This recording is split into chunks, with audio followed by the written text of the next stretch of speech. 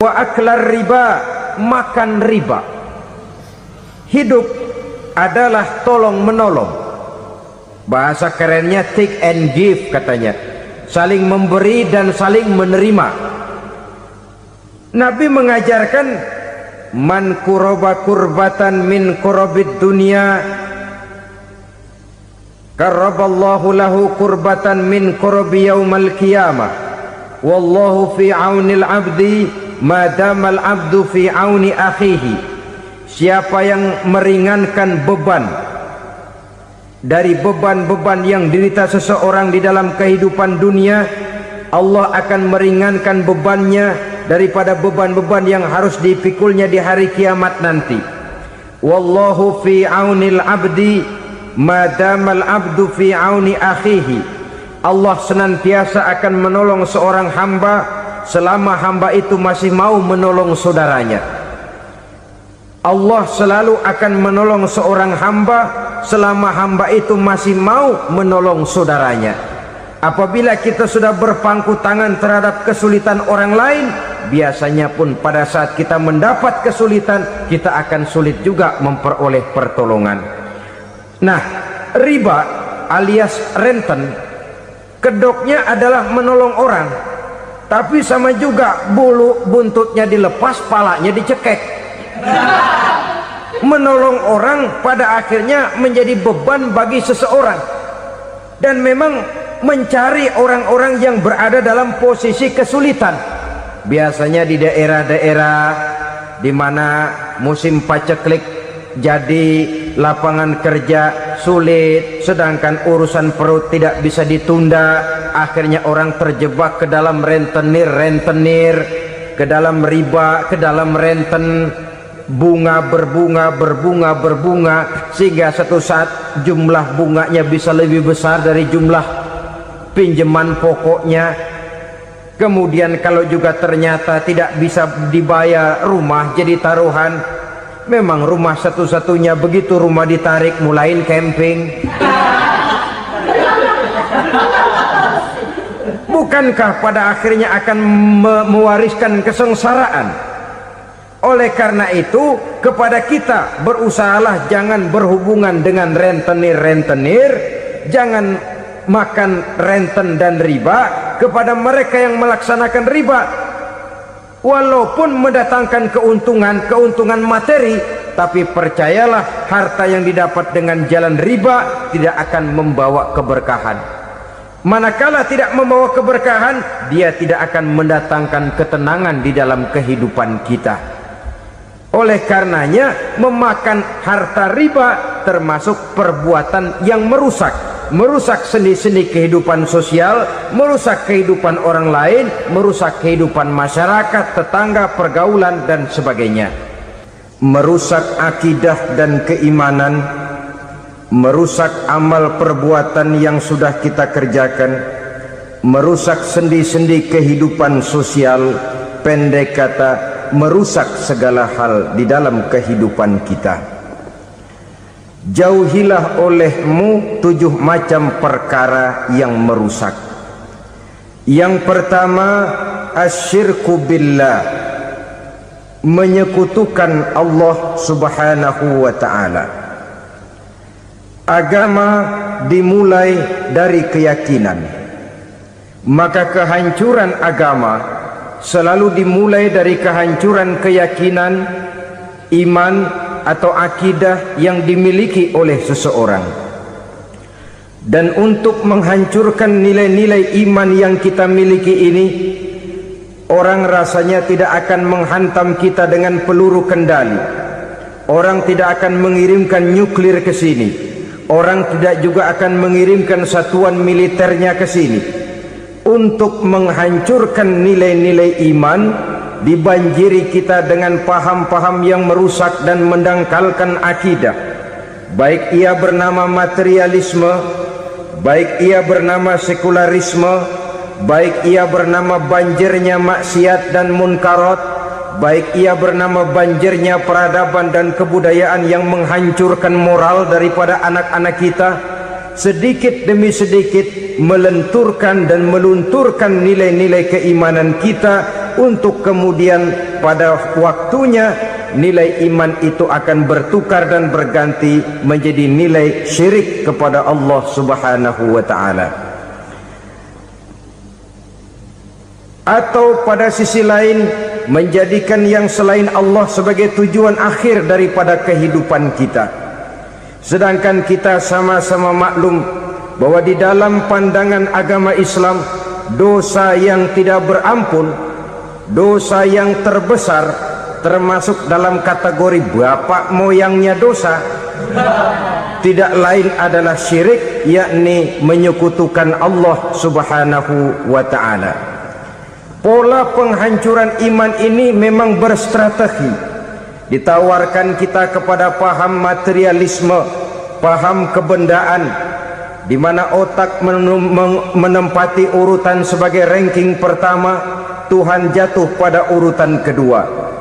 Lalu menyusul kepada paham sekularisme, Allah dipisahkan dari seluruh kegiatan hidup ini, untuk pada gilirannya menjadikan yang selain Allah sebagai tujuan akhir daripada seluruh kegiatan hidup kita. Oleh karenanya, kewajiban menjaga nilai-nilai iman ini merupakan kewajiban yang mulia tetapi berat, tidak hanya untuk kita, tetapi juga bagaimana mewariskannya kepada anak-anak kita, generasi yang akan datang. Orang-orang tua bijaksana yang diceritakan di dalam Al-Quran, kalau sudah berpikir tentang anak-anaknya, pertanyaan yang paling mereka risaukan ialah, ma ta'buduna min ba'di. Anakku, kalau pada satu saat aku, ayahmu sudah tidak ada lagi di dunia ini, meninggalkan kamu semua, ma ta'buduna min ba'di, apa yang akan kamu sembah nak? Jikalau sekarang ayahmu masih mau ke masjid, masih mau melakukan rukuk dan sujud, masih beribadah menyembah Allah Subhanahu wa ta'ala, kalau orang tuamu sudah tidak ada, ma ta'buduna min ba'di, masihkah engkau mau datang ke masjid? Masihkah engkau mau rukuk dan sujud? Masihkah engkau mau menyembah Allah Subhanahu wa ta'ala? Pertanyaan ini yang dipikirkan oleh Nabi Yakub kepada putra-putranya. Pertanyaan ini yang diteruskan oleh Nabi Ibrahim kepada anak-anaknya. Pertanyaan ini yang diwariskan oleh generasi ulama salafus saleh kepada para generasi berikutnya. Bagaimana kita generasi sekarang? Kita orang-orang tua sekarang bukan berfikir ma ta'buduna min ba'di, malah yang kita fikirkan ma ta'kuluna min ba'di. Kalau bapak tidak ada nanti kamu makan apa nak? Perkara kamu nyembah apa? Urusan nomor 18. Yang penting kamu nanti hidup bisa makan nak. Maka kita sibuk mewariskan harta kepada anak-anak kita. Kita sibuk mewariskan kebun dan tanah kepada anak-anak kita. Kita sibuk mewariskan pabrik kepada anak-anak kita, sementara kita lupa mewariskan intan yang paling mahal, mewariskan mutiara yang paling berharga, yaitu nilai iman kepada Allah Subhanahu wa ta'ala. Alangkah baiknya apabila warisan harta, warisan tanah dan kebun, warisan rumah dan pabrik didasari lebih dahulu dengan mewariskan nilai iman kepada Allah Subhanahu wa ta'ala. Sebagai orang-orang tua, kita boleh bersedih kalau anak kita tidak mengerti komputer. Kita boleh bersedih kalau anak kita tidak mengerti matematika. Kita boleh bersedih kalau anak kita tidak mengerti bahasa Inggris. Tapi sewajarnya lebih bersedihlah kita orang tua jikalau mempunyai anak yang tidak kenal Allah sebagai Tuhannya, yang kemudian tidak mau rukuk dan sujud kepada Allah Tuhannya. Itulah kemalangan yang paling malang bila kita meninggalkan generasi yang tidak bertauhid kepada Allah Subhanahu wa ta'ala. Betapapun anak kita tidak ngerti komputer, saudara, paling-paling kerugiannya cuma kerugian dunia. Masuk dia ke alam barzakh, munkar nakir tidak akan sempat tanya kau belajar komputer apa tidak.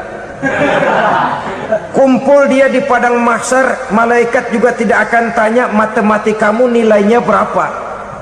Yang ditanya kau kenal Allah, kau rukuk dan sujud kepadanya, kau pernah datang ke masjid.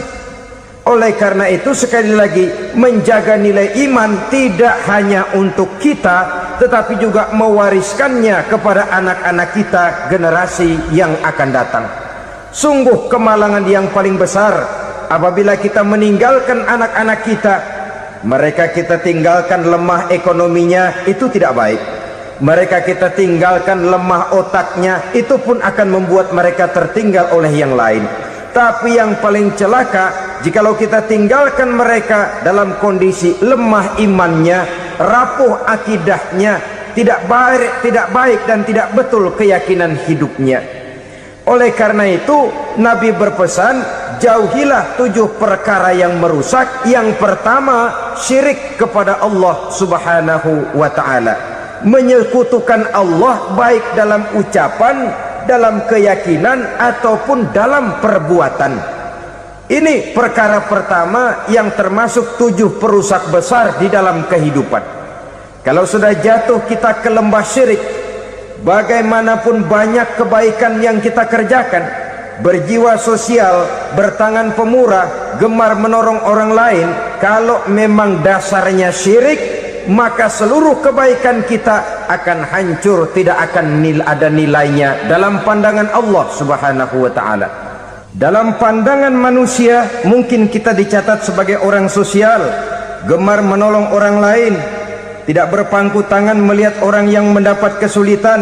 Tapi oleh karena dasarnya syirik, dasarnya tidak mentauhidkan Allah, maka seluruh nilai kebaikan yang kita kerjakan tidak akan ada nilainya dalam pandangan Allah subhanahu wa ta'ala. Maka jagalah iman kita, jangan sampai dihinggapi penyakit syirik yang bagaimana kecilnya sekalipun.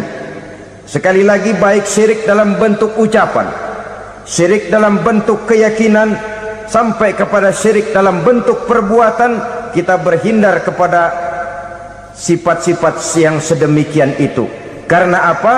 Dalam satu ayat Quran Allah subhanahu wa ta'ala menjelaskan, innallaha la yaghfiru ayyushraka bih wa yaghfiru ma duna dzalika liman yasha. Allah tidak akan memberi ampun kepada orang-orang yang menyekutukannya, tapi Allah masih mau memberikan ampun kepada dosa-dosa yang selain itu bagi orang-orang yang dikehendakinya.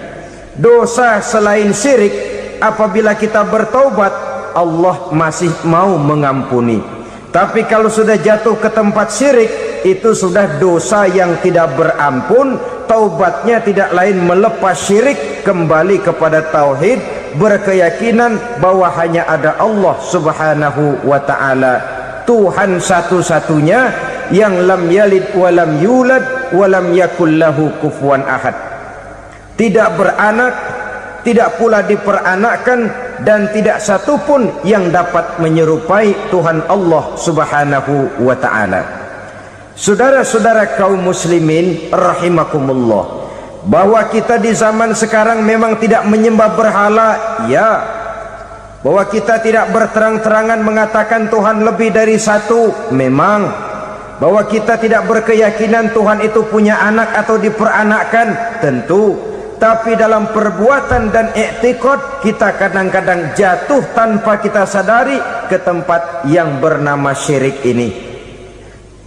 Oleh karenanya, di zaman di mana teknologi makin canggih, di mana kemajuan pembangunan makin menjangkau berbagai aspek kehidupan, diperlukan keseimbangan antara kemajuan fisik material dengan kemajuan mental spiritual.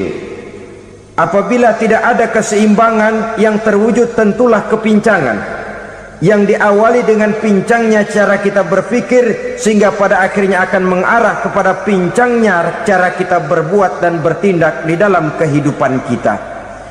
Oleh karena itu Nabi berpesan, jauhilah sifat syirik, karena syirik merupakan dosa yang teramat besar. Ini sifat merusak yang pertama. Yang kedua, kata Nabi, wasihra, jauhilah sihir. Sihir ini juga termasuk perkara yang merusak kehidupan. Kita semua sama-sama maklum bahwa sihir sebenarnya bukan persoalan baru. Sejak sebelum datang Islam, sihir itu sudah ada. Di zaman Yunani kuno, sihir ada. Di zaman Mesir kuno, di zaman Cina kuno, dan yang lain-lain yang serba kuno, sihir itu sudah ada.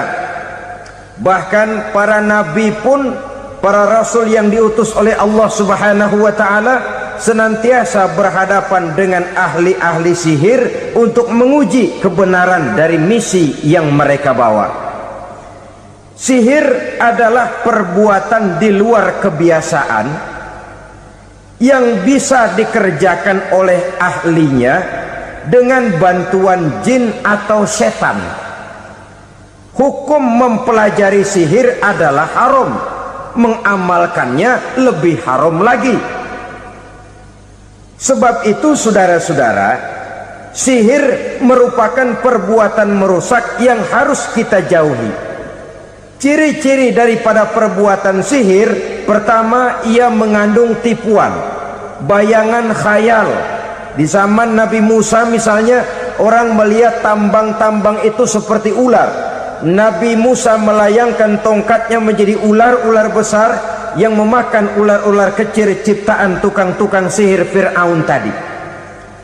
Lalu sihir bisa terjadi dengan bantuan jin kafir atau setan. Kemudian ciri yang ketiga, sifatnya halus dan tersembunyi. Taruh kata ada seorang ahli sihir yang mempergunakan ayat-ayat Quran sebagai jompa-jampe, sebagai baca-bacaan, itu cuma sekedar kedok. Tujuannya tidak lain menjadikan agama sebagai ketok untuk membenarkan cara yang dimurkai oleh Allah Subhanahu wa ta'ala. Satu hadis yang diriwayatkan oleh Imam Bazar dan Tabrani, Nabi berpesan, "Laisa minna man tatayyara lahu au takahhana au tukuhhina lahu au sahira lahu." Tidak termasuk ke dalam golonganku, kata Nabi, tidak termasuk umatku. Siapa mereka? Man tatayyara lahu, orang yang bertatoyur. Apa tatoyur itu? Dari kalimat toyaro, artinya terbang. Toir biasa diartikan dengan burung. Tatoyaro percaya kepada suara-suara burung.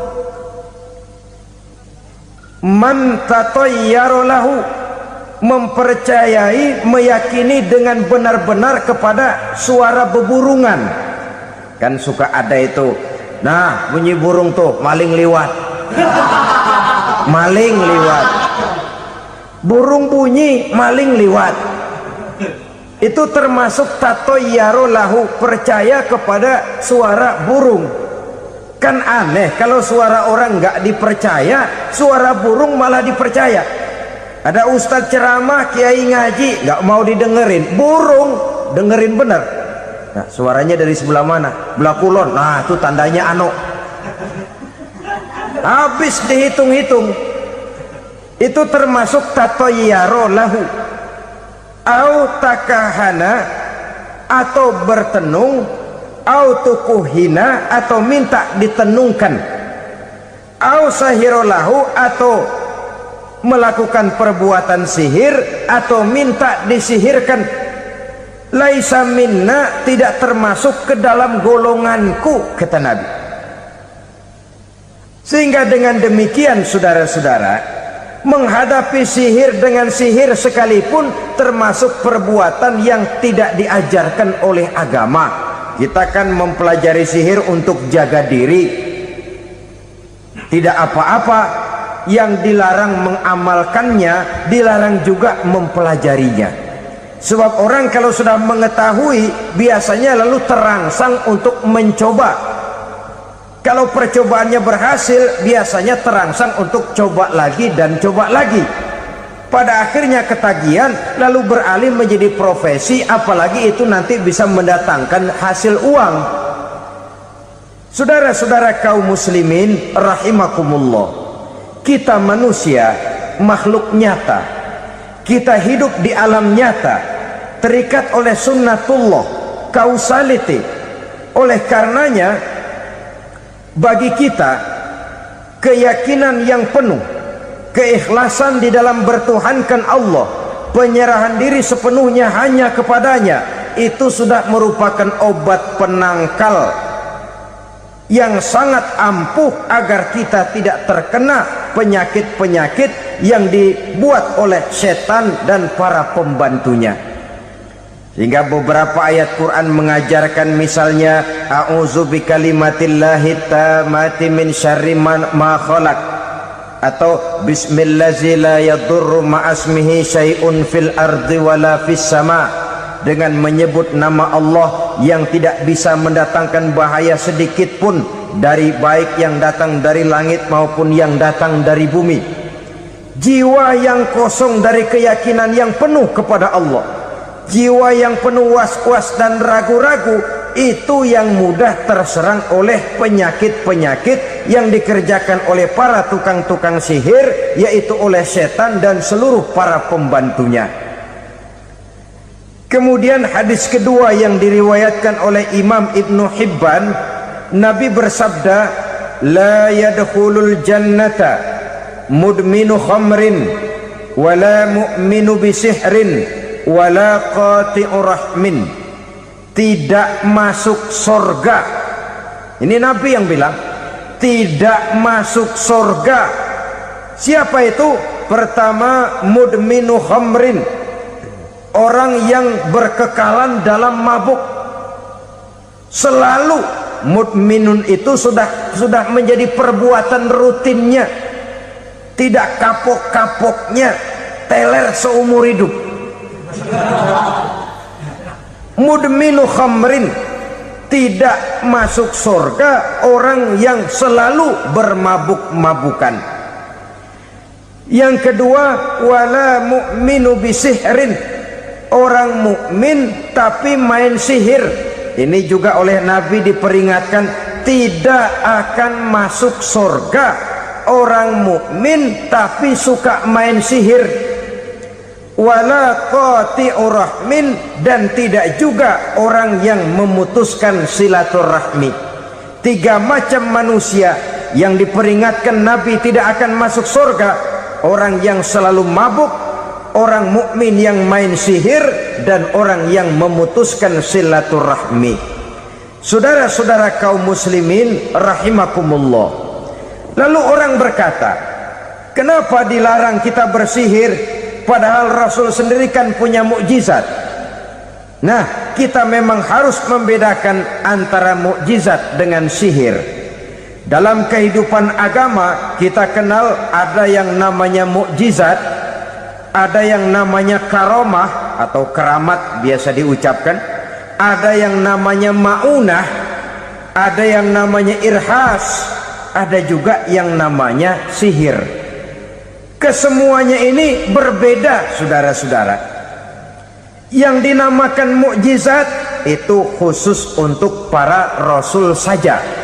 Satu kejadian luar biasa yang terjadi dilakukan oleh rasul atas izin dari Allah Subhanahu wa taala.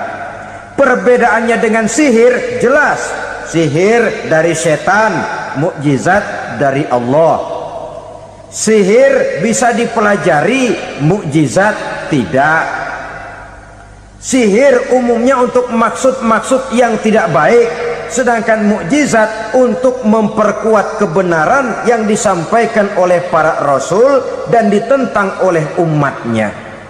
Bahkan kafir Quraisy dahulu menganggap orang-orang ahli sihir itu berada dalam satu posisi yang hina, sehingga mereka mengatakan dan menuduh Nabi Muhammad sebagai tukang sihir. Tuduhan sebagai tukang sihir adalah tuduhan yang sangat aib dan hina. Di tengah masyarakat kufar jahiliyah, kedudukan tukang sihir dipandang sebagai kedudukan yang hina, sehingga mereka mengejek Nabi dengan sebutan tukang sihir. Jadi mukjizat hanya untuk Rasul saja. Kemudian karomah. Karomah ini asal kata dari karoma. kehormatan, kemuliaan yang diberikan Allah kepada hamba-hambanya yang rajin mendekatkan diri kepadanya. Oleh karena ketekunannya melaksanakan ibadah, Allah memberikan keistimewaan kepada orang itu yang dengan keistimewaannya dia bisa mengerjakan yang tidak bisa dikerjakan oleh orang lain. Karomah hanya bisa dicapai dengan prestasi ibadah.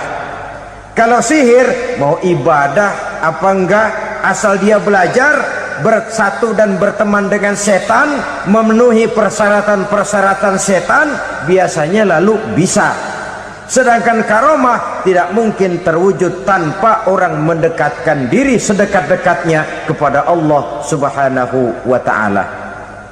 Maka kita lihat biasanya orang-orang yang punya ilmu sihir, mukanya rata-rata nggak enak dilihat, kumuh, jauh dari air wudhu, jauh dari sujud kepada Allah, malah berteman dengan setan, menjadi pelayan-pelayannya setan.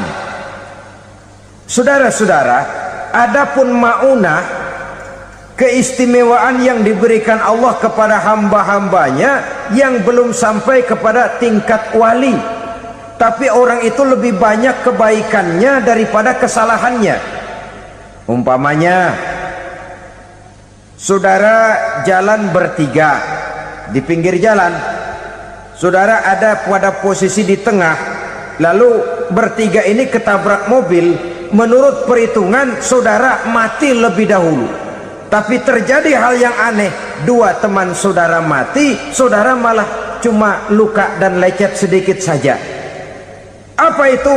Kalau kita lebih banyak kebaikannya daripada kesalahannya, itu yang dinamakan maunah, pertolongan yang diberikan Allah kepada hamba-hambanya yang lebih banyak kebaikannya daripada kesalahannya.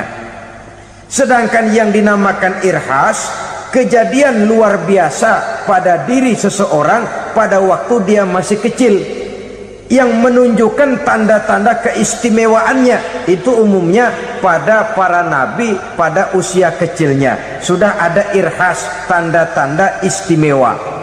Jelas baik mukjizat, karomah, maunah maupun irhas berbeda dengan sihir. Sihir ini jelas saja merupakan bantuan dan persekutuan antara manusia dengan setan. Padahal setan, kata Allah dalam Al-Quran, innahu lakum aduwwum mubin, sesungguhnya setan bagi kamu adalah musuh yang sangat jelas. Saudara-saudara kaum muslimin rahimakumullah, di zaman sekarang dalam menghadapi beban kehidupan yang makin pelik, menghadapi stres yang tidak kunjung selesai, menghadapi persoalan-persoalan yang teramat berat, orang sering mencari jalan keluar kepada hal-hal yang menurut pendapatnya bisa meringankan beban moralnya itu. Pergilah dia mencari sesuatu yang dapat meringankan bebannya, dan tidak jarang yang jatuh ke pangkuan tukang-tukang tenung, ke pangkuan tukang-tukang sihir, yang mereka itu oleh Quran dijelaskan kadzabal munajjimun walau sodaku. Tukang-tukang tenung, tukang-tukang sihir, mereka itu bohong walaupun benar. Maksudnya bohong walaupun benar, artinya kalau yang mereka kerjakan benar, itu sih kebenaran. Benar dengan kebenaran itu lain. Kebenaran, kebetulan bisa, tapi tidak untuk selalu. Apalagi kalau itu sudah membahayakan kehidupan orang lain. Jadi oleh karena itu Nabi berpesan, jauhilah daripada sihir. Kalau sudah jauhilah dari sihir, artinya ya jauhilah daripada mempelajarinya, jauhilah daripada bergaul dengan orang-orang yang ahli di bidang itu, karena dari pergaulan segalanya bisa menular. Baiklah saudara, ini yang kedua.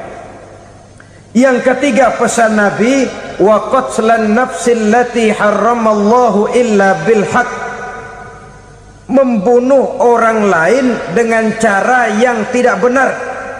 membunuh orang yang diharamkan oleh Allah Subhanahu wa taala untuk melakukannya kecuali dengan alasan yang benar.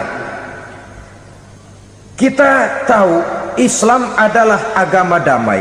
Sesuai dengan namanya, ia tidak dikembangkan dengan pedang dan kekerasan. Ia dikembangkan dengan keteladanan dan tuntunan moral.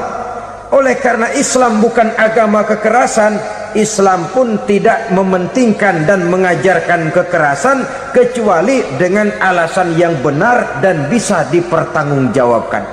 Membunuh dengan sengaja, menghilangkan nyawa orang lain tanpa alasan yang bisa dibenarkan adalah merupakan dosa besar dan satu di antara 7 perkara yang bisa mendatangkan kerusakan dalam kehidupan dan yang hendaknya harus kita jauhi. Saudara-saudara kaum muslimin rahimakumullah, beberapa waktu yang lalu di sebuah kota kecil yang indah bernama New Auckland. Saudara tahu New Auckland? Tuh dari Gunung Kidul masih ngidul lagi. Pernah diadakan satu seminar yang membicarakan bagaimana menyelamatkan masyarakat manusia dari bahaya Perang Dunia Ketiga. Diperkirakan kalau terjadi Perang Dunia Ketiga, manusia tidak akan tersisa. Sebab apa? Pada waktu itu cadangan nuklir yang dimiliki oleh bersama Amerika dan Rusia konon sudah sanggup memusnahkan 6 miliar manusia pada saat jumlah manusia baru 5 miliar. Jadi kelebihan nuklir dunia ini. Kalau terjadi Perang Dunia Ketiga, sulit manusia untuk tersisa. Maka dibahaslah di dalam seminar itu, wah, supaya tidak terjadi Perang Dunia Ketiga, maka perlombaan membuat senjata-senjata canggih, alat-alat pembunuh modern harus segera dibatasi. Dibahas, tidak mungkin kita membatasi perlombaan membuat senjata. Kenapa?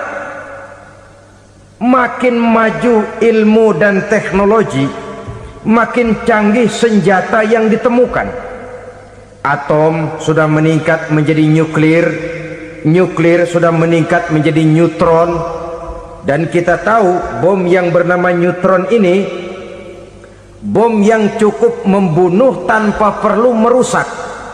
Artinya kalau dia diledakkan di kota kita ini, bangunan utuh, jembatan tidak ambruk, rumah-rumah tetap berdiri, tapi semua yang bernama hidup mati.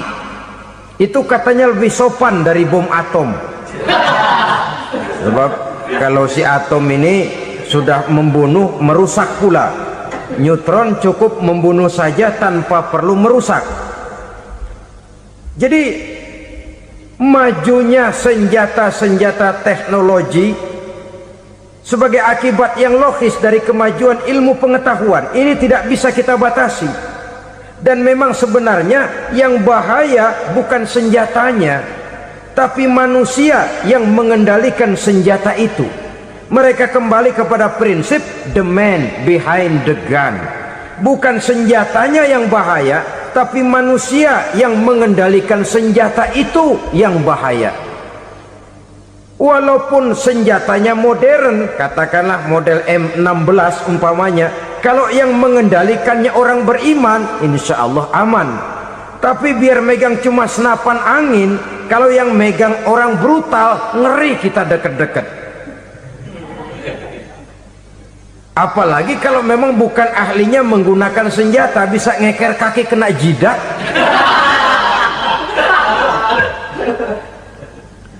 Mereka kembali kepada prinsip lama yang tetap baru. Bukan senjatanya yang harus dibatasi, manusia yang mengendalikan senjata itu yang perlu dibicarakan. Nah, kalau begitu, agar manusia tidak mempergunakan senjata sewenang-wenang, apa yang harus kita lakukan? Ya, manusianya harus bermoral. Ya, tapi moral yang mana? Di dunia ini banyak ajaran tentang moral. Itu pun mudah saja. Di sini kan kita undang saja ahli dari berbagai agama untuk membicarakan konsep perdamaian menurut agamanya masing-masing. Baik, setuju itu, setuju. Maka tampillah para ahli agama, mereka kembali kepada prinsip moral daripada konsep yang terkandung di dalam ajaran agama untuk menegakkan perdamaian. Mula-mula naiklah ahli dari agama Hindu, dibacakan konsep perdamaian menurut ajaran agama Hindu, bahwa untuk damai manusia harus meninggalkan nafsu keduniaannya, menempuh samsara dan sebagainya untuk mencapai nirwana, menjauhi kemegahan dan kemewahan dunia. Ini lalu dibahas, rasanya juga tidak mungkin ini. Kemudian dari agama Nasrani, bahwa untuk damai manusia harus menciptakan sifat kasih sayang. Kalau ditampar pipi kiri, berikan pipi yang kanan. Kalau diberikan selendang, berikan baju. Nanti orang kasihan, lalu dia tidak akan nampar lagi. Ketika ini dibahas, ternyata rasanya pun tidak mungkin bisa diterima. Karena apa? Di zaman sekarang orang ditampar pipi kiri, dikasih pipi kanan. Bukan kasihan, gemes. Damai belum tentu, bonyok udah jelas. Lalu ketika dibacakan konsep perdamaian menurut Quran, di mana disampaikan ayat wa jazaa'u sayyi'atin sayyi'atun misluha faman afa wa aslaha fa ajruhu 'ala Allah.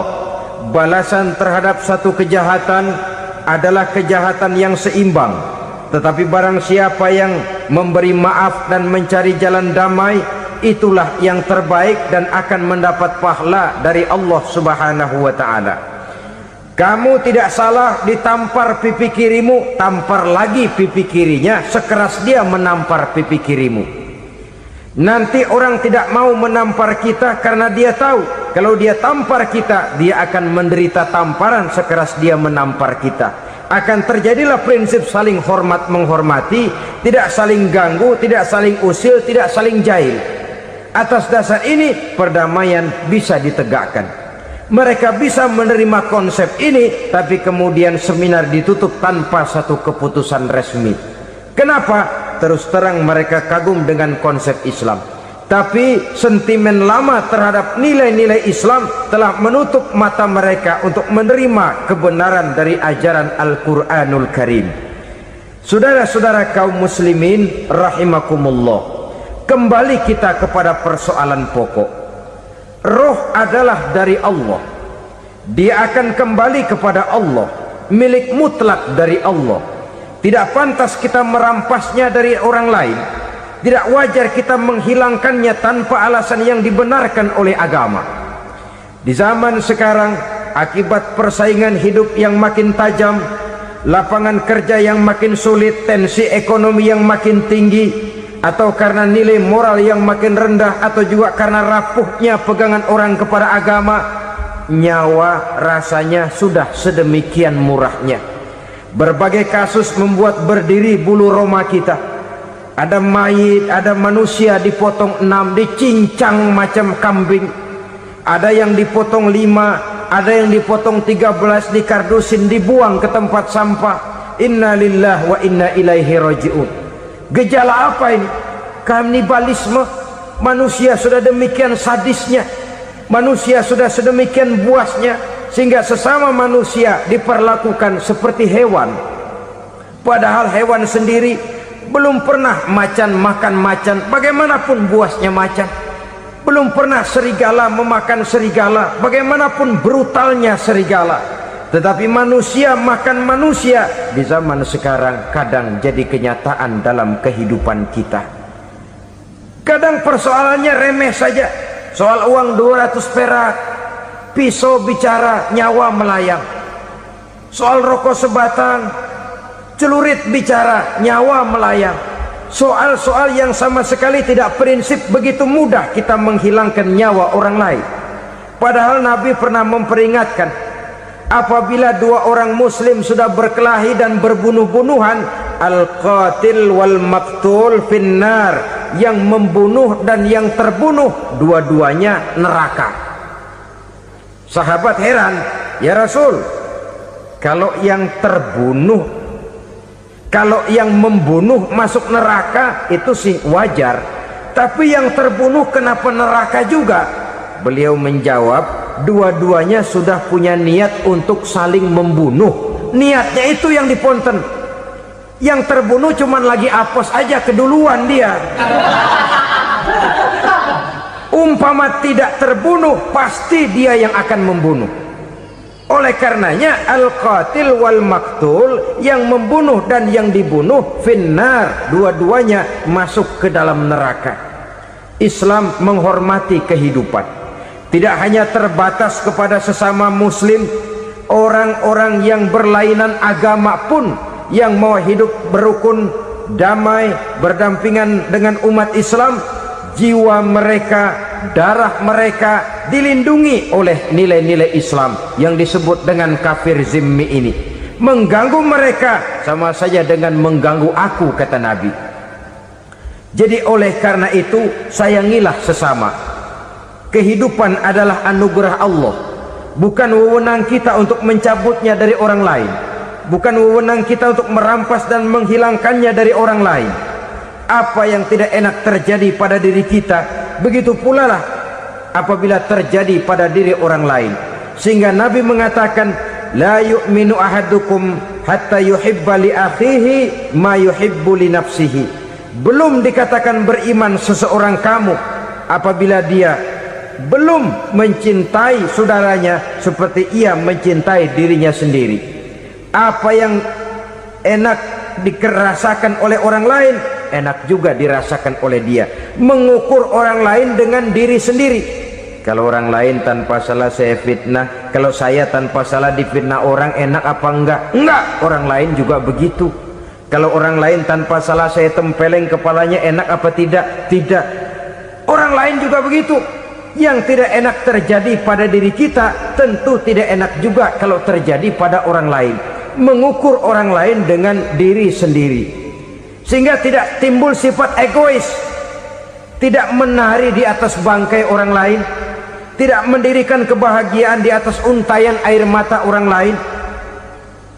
Sehingga dengan demikian saudara-saudara, dia bisa menghormati kehidupan, menghormati orang lain sebagaimana dia ingin dihormati. Inilah perbuatan ketiga yang merusak, membunuh orang lain dengan yang diharamkan Allah tanpa alasan yang benar. Yang ketiga.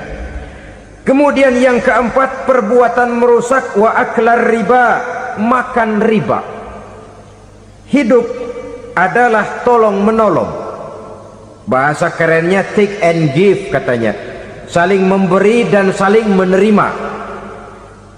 Nabi mengajarkan, man kuraba kurbatan min kurabid dunia karaballahu lahu kurbatan min kurabi yaumal qiyamah wallahu fi aunil abdi madamal abdu fi auni akhihi. Siapa yang meringankan beban dari beban-beban yang dirita seseorang di dalam kehidupan dunia, Allah akan meringankan bebannya daripada beban-beban yang harus dipikulnya di hari kiamat nanti. Wallahu fi aunil abdi madamal abdu fi auni akhihi. Allah senantiasa akan menolong seorang hamba selama hamba itu masih mau menolong saudaranya. Allah selalu akan menolong seorang hamba selama hamba itu masih mau menolong saudaranya. Apabila kita sudah berpangku tangan terhadap kesulitan orang lain, biasanya pun pada saat kita mendapat kesulitan, kita akan sulit juga memperoleh pertolongan. Nah, riba alias renten, kedoknya adalah menolong orang, tapi sama juga bulu buntutnya dilepas, palanya dicekek. Menolong orang pada akhirnya menjadi beban bagi seseorang. Dan memang mencari orang-orang yang berada dalam posisi kesulitan, biasanya di daerah-daerah di mana musim paceklik, jadi lapangan kerja sulit, sedangkan urusan perut tidak bisa ditunda. Akhirnya orang terjebak ke dalam rentenir. ke dalam riba, ke dalam renten, bunga berbunga sehingga satu saat jumlah bunganya bisa lebih besar dari jumlah pinjaman pokoknya. Kemudian kalau juga ternyata tidak bisa dibayar, rumah jadi taruhan. Memang rumah satu-satunya, begitu rumah ditarik mulain camping. Bukankah pada akhirnya akan mewariskan kesengsaraan?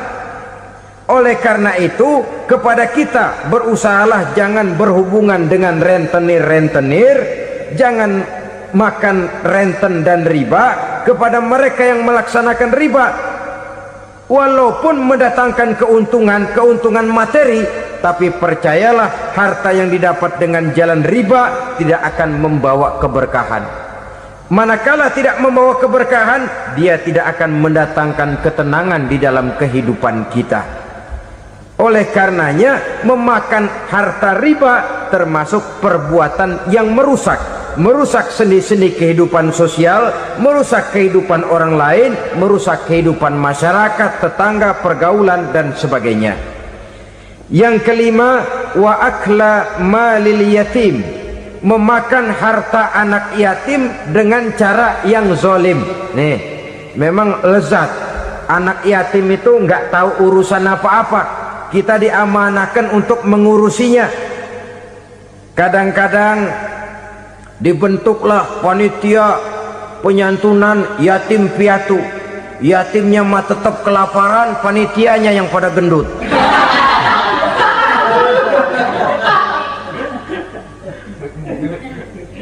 Padahal memakan harta anak yatim termasuk perbuatan dosa besar, dan menjantuni yatim merupakan perbuatan mulia.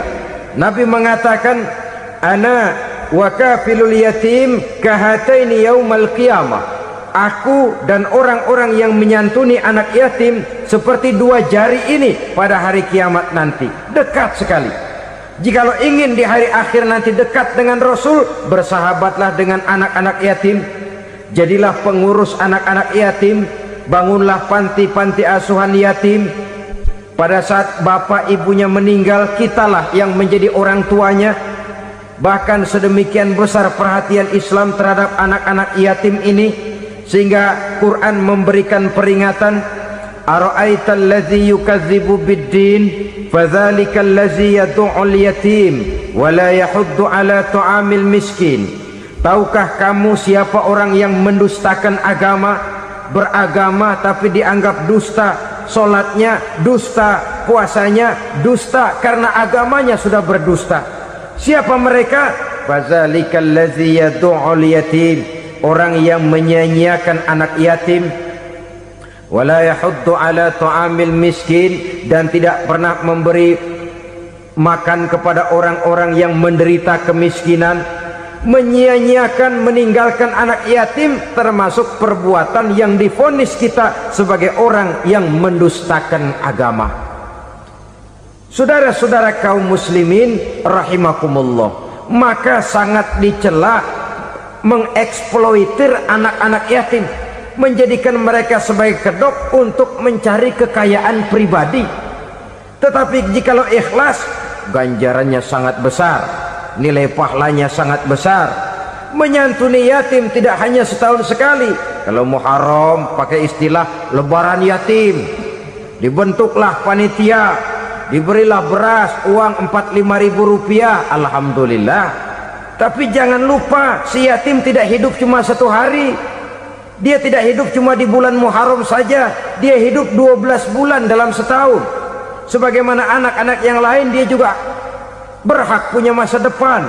Dia juga berhak menikmati bangku sekolah. Dia berhak mengenyam arti dan makna pendidikan. Dia berhak membekali diri dengan ilmu dan pengetahuan seperti halnya anak-anak yang lain.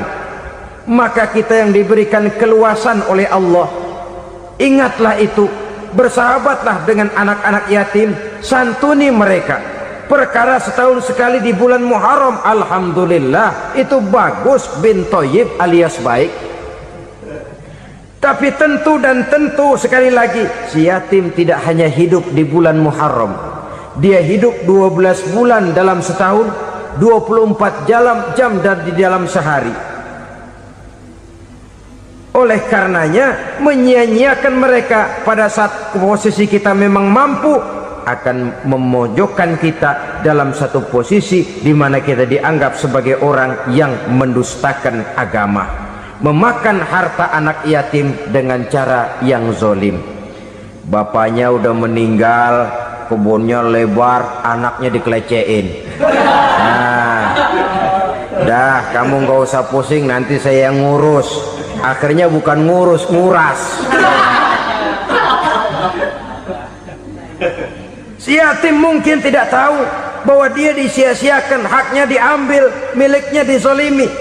Tapi Allah yang akan membalasnya dengan seadil-adilnya. Maka makan harta anak yatim biasanya balasannya tokcer bin paten. Nggak banyak selang tempo itu, nggak percaya cobain dah. Nyobain aja kan nggak bayar, umpama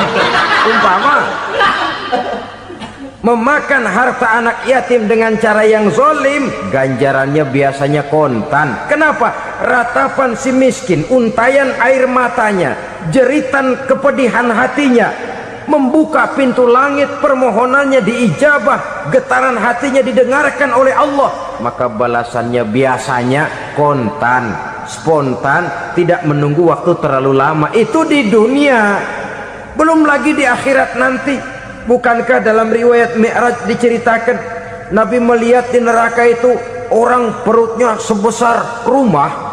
La haula wala quwata. Itu perut kayak rumah, bagaimana jalannya tuh orang? Dan memang gak jalan, diseret-seret oleh malaikat di neraka itu. Hancur perutnya, amburadul itu perut. Berantakan isinya, dibulatkan lagi, diseret lagi, hancur lagi, dibulatkan lagi. Sampai Nabi tanya, orang itu begitu berat siksanya kenapa ya Jibril? Itu Muhammad, waktu di dunia dulu rakus banget makan harta anak yatim. Begitu vonisnya, begitu menyedihkan nasibnya di akhirat. Tapi di dunia pun ketidakberkahan itu sudah membayangi kehidupannya. Oleh karena itu, kepada saudara-saudara yang mendapat titipan anak yatim, berbahagialah, karena semulia-mulia rumah adalah rumah yang di dalamnya ada anak yatim yang disantuni. Sehina-hina rumah adalah rumah di mana di dalamnya ada anak yatim yang disia-siakan. Begitu kata Nabi kita. Rumah yang paling mulia dalam pandangan Allah, rumah yang di dalamnya ada anak yatim yang disantuni. Rumah yang paling hina dalam pandangan Allah, rumah yang di dalamnya ada anak yatim yang nasibnya disia-siakan. Berbahagialah saudara apabila menjadi penyantun anak-anak yatim, pelindung mereka, sehingga mereka mempunyai masa depan sebagaimana anak-anak lainnya. Rasulullah sendiri sedemikian peka terhadap keadaan anak-anak yatim karena beliau sendiri memang mengalami. Umur 6 bulan dalam kandungan ibu, beliau sudah ditinggalkan oleh ayahnya. Pada saat berusia 6 tahun, ibu sudah meninggal. Yatim piatu dalam usia di mana beliau sedang perlu belas kasih seorang ibu dan pengertian seorang bapak.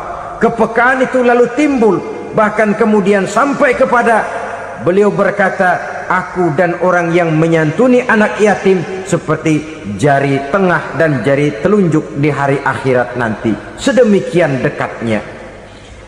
Baiklah ya, jadi yang kelima, memakan harta anak